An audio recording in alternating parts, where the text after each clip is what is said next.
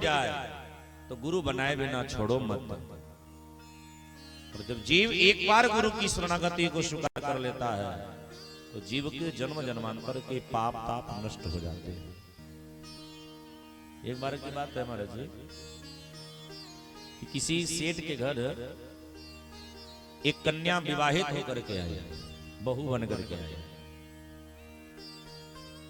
सेठ के घर एक बार एक भिखारी आया, तो भिखारी भी कोई पहुंचा फकीर था। भिखारी ने कहा भिक्षा दीजिए, तो वो बहू ही भिक्षा लेकर के गए। बड़े ध्यान से सुनो। भिखारी ने कहा बेटी तेरी उम्र क्या है? बहू ने कहा मेरी उम्र 2 साल की है। बेटी तेरे पति देवता की उम्र कितनी है? तो बहू ने कहा मेरे पति देवता की उम्र 6 महीने की है। भिखारी ने कहा बेटी तेरी सास की उम्र कितनी है? तो बहू ने कहा मेरी सास की उम्र भी 10 दिन की है। बोले तेरे ससुर की उम्र? तो बहू ने कहा मेरे ससुर जी का जन्म नहीं हुआ है। सासू जी बगल में बैठी थी, एक तमाचा लगा। बोले जब जन्म नहीं हुआ तो तेरा पति पहाड़ से टपक गया और तू यहां कैसे आ गया? भिखारी ने कहा मैया इसको मारो नहीं, ये बड़ी ऊंची बात कह रहे हैं। इसकी बात में बड़े गूढ़ तत्व छुपा है। ये 2 साल की इसलिए बता रही है क्योंकि ये 2 साल पहले गुरुजी से मंत्र ली है, इसलिए इसकी उम्र 2 वर्ष की हो गई।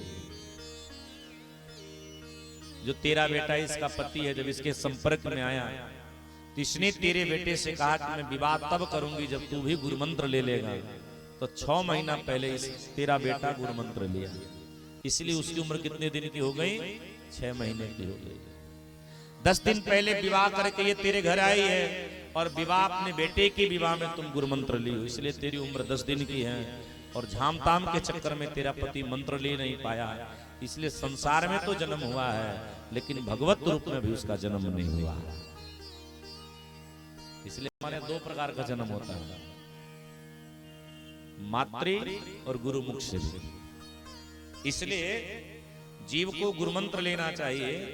तो हमारा जी इसीलिए जब हम लोग गुरु मंत्र लेते हैं, चूंकि हमारा घर का नाम कुछ अलग है, और जब सन 2004 में 28 मई दिन बुधवार को जब हम गुरुजी से गुरु मंत्र लिए तो हमारे गुरुजी ने हमारा नामकरण कर दिया।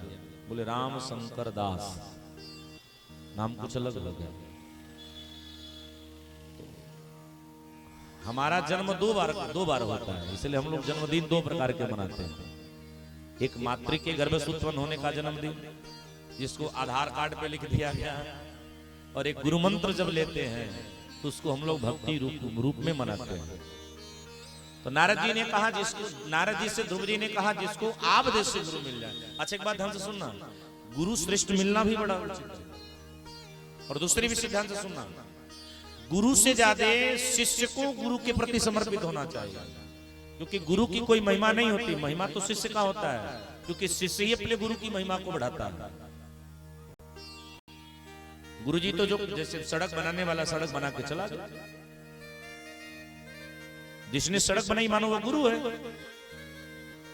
अब इस सड़क पे आप अपनी वाहन चला रहे हो तो कई लोगों को देखो ऐसा तिरछा चलाते हैं, नीचे लगता है सांप लेट रहा है, और चलाते चलाते जल्दी शमशान में पहुंच जाते हैं।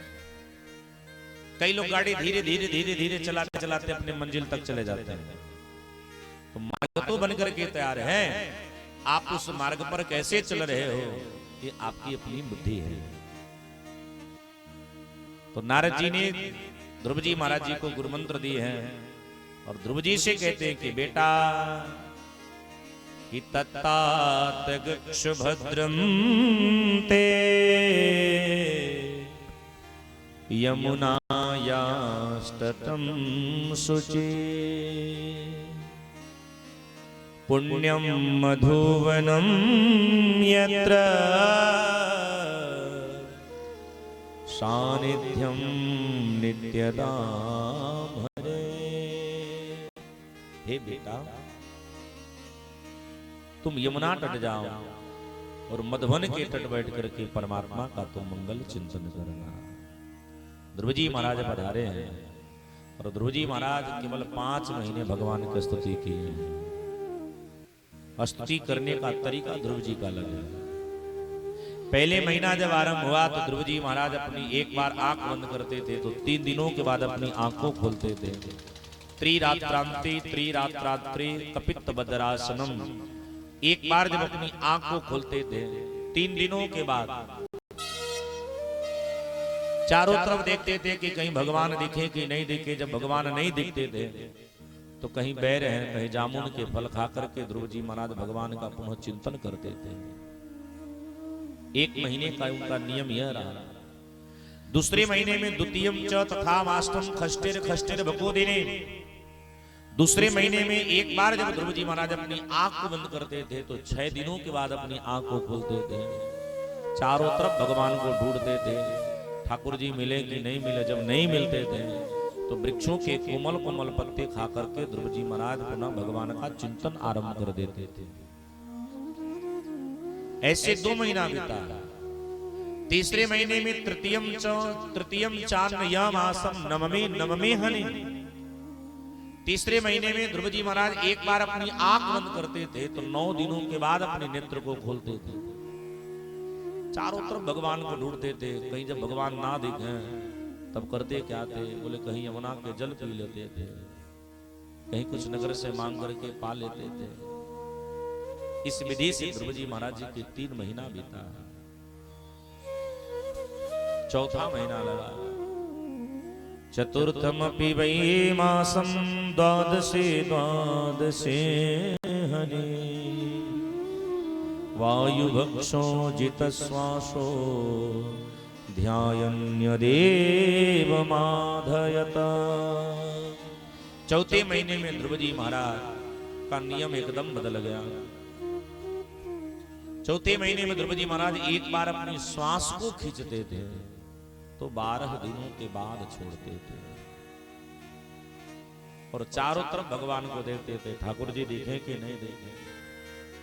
जब भगवान नहीं दिखते थे तो पुनः श्वास खींच करके पुनः 12 दिनों का ध्यान लगा देते थे। ऐसे ध्रुव जी महाराज जी का 1 महीना व्यतीत हुआ। 5वें महीने में ध्रुव जी ने अपने मन में विचार किया कि मेरी साधना कुछ अब अलग होनी चाहिए। एक पांव पर खड़े हो गए, एक पांव को अपने दूसरे पांव के घुटने पर चढ़ा दिया और दोनों हाथों को इस भाव में ला करके और एक बार जो श्वास खींचे तो ध्रुव जी महाराज अपनी श्वास को छोड़ना ही भूल गए और श्वास को ध्रुव जी महाराज अपने ब्रह्म ग्रंथि में लाकर छुपा बैठे। नैवं वेदामो भगवन् प्राणरोधम चराचरस्याखिल सत्त्वधाम्रः। विधेहि तन्नाव्रजनाद्यमोक्षम् प्राप्ता वयं त्वां शरणं शरणम्। महाराज जैसे ध्रुव जी ने अपनी श्वास को रोका है, यहाँ एक कहावत है, लोग कहते हैं कि पूरी पृथ्वी का श्वास रुक गया। ऐसा नहीं। ध्रुव जी ने जैसे श्वास को रोका है, देवताओं की श्वास गति रुकने लगी। नैवं विदामो भगवन् प्राणरोधम।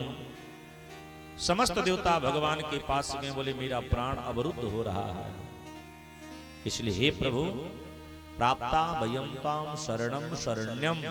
हम तेरी शरण को प्राप्त कर रहे हैं, आप मेरी रक्षा करो, रक्षा करो। हे चराचर जगत के अखिल प्रभु आप मेरी रक्षा करो। भगवान हंसते हुए कहते हैं कि मां भैष्टवालम तपसो दुरंतिया निर्वत शिष्य प्रतियात सुधाम्रः। एक मेरा छोटा सा बालक भक्त है और वह मेरा ध्यान कर रहा है। चलो तुम सब चिंता मत करो।